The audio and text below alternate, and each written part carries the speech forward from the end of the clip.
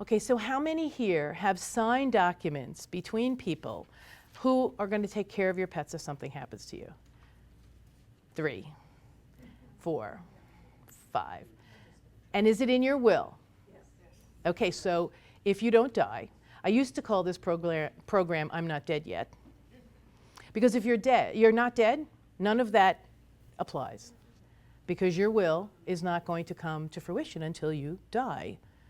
So there are 2 things that you want to do.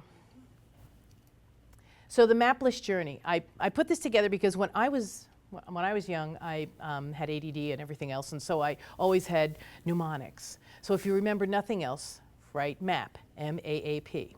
You want to make a plan. The mapless journey is the one your dog takes if you fail to plan concretely. So if you have nothing in writing, your pet is going to flounder.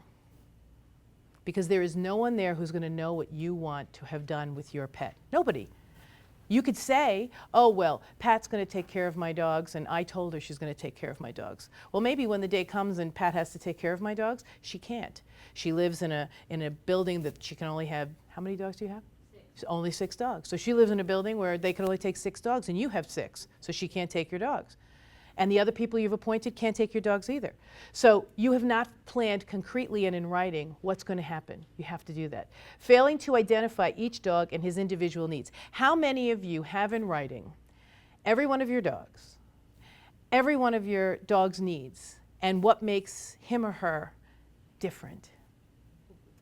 Oh, good. 5 people. Wonderful. Because most people don't ever write down what makes their dog different.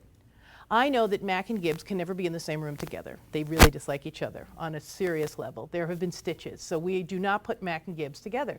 Now, if I don't write that down, if I don't put that in their dossier, then my dogs all have dossiers, nobody would know that. They could put Mac and Gibbs together and then they would probably be missing one dog, and probably it would be Mac because he's the older one and he would really lose.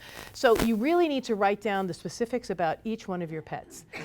Neglecting to reflect the care you would have provided if you could take care of them is huge. So if you give them, as Dr. Wood said, if you give them powder in their food, or you don't use, you use coconut oil instead of fish oil, or whatever you do, if you don't write that down, nobody knows it.